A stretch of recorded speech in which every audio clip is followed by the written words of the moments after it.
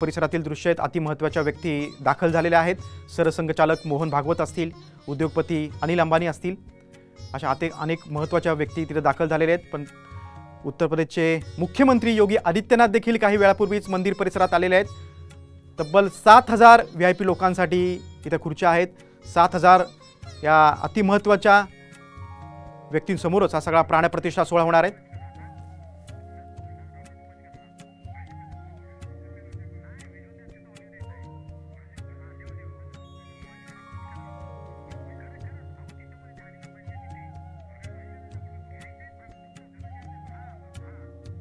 दर्शनाला यायचंच नव्हतं, त्यांनी रामचंद्रांचं दर्शन नाकारलंय। देशातली हिंदू जनता जनाब उद्धव ठाकरेंना नाकारणार आहे। दुसरीकडे राहुल गांधी न्याययात्रा काढतायत, पण एका न्याययात्रेचा व्हिडिओ समोर आलाय की जिथे ते रघुपती राघव राजारामचा व्हिडिओ एक समोर येतोय। काँग्रेसने संपूर्ण राम मंदिर सोहळ्यावर बहिष्कार टाकला होता, त्यांना कसं उत्तर द्याल?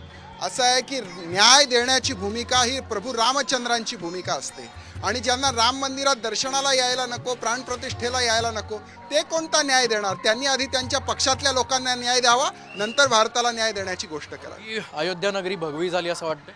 प्रचंड सगळीकडे भगवं वातावरण आहे, प्रचंड प्रसन्न आणि आल्हादी वातावरण आहे।